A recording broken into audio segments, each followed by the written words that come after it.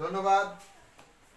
অনুপাত সমানুপাত অঙ্ক থেকে একটি অঙ্ক উপস্থাপন করা আছে, এটা কিন্তু তোমাদের সৃজনশীলের ক বাদে খ অথবা গ নাম্বার অঙ্কে থাকবে।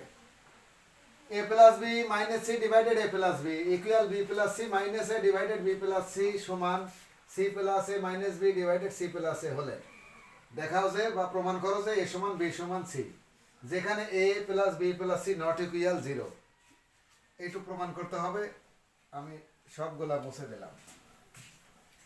এখানে কিন্তু বা দেব a plus B minus C বিয়োজন করব, তাহলে মাইনাস এ মাইনাস বি, নিচে কিন্তু ওইটাই থাকবে a প্লাস বি।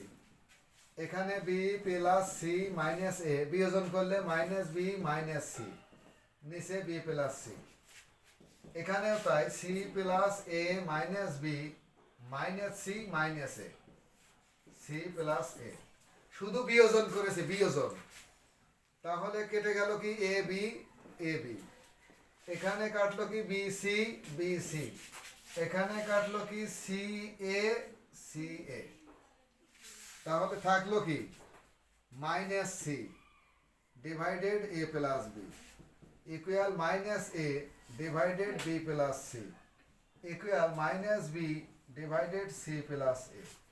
উভয় পক্ষ থেকে মাইনাস উঠে গেল। তাহলে A divided A plus B সমান C, C divided A plus B উপরে A divided B plus C B divided C plus A. এখন শুধু যোজন করব, খালি যোগ করে দেব, সাজায় লিখি একবারে এ প্লাস বি প্লাস সি, নিচে এ প্লাস বি, এইখানে এ প্লাস বি প্লাস সি, নিচে বি প্লাস সি, এখানেও তাই এ প্লাস বি প্লাস সি, নিচে সি প্লাস এ।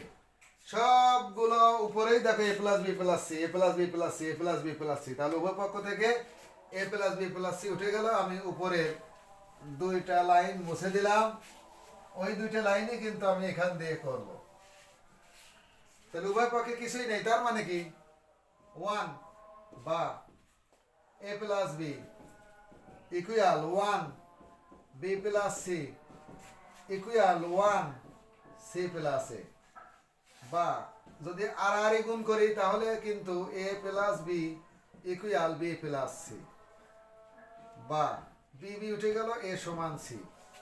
আবার দেখো B plus C equal C plus A, আর গুণ করলে তাহলে কিন্তু সি সি উঠে গেল বি সমান এ, অর্থাৎ এ সমান বি, এ সমান সি, আবার বি সমান সি।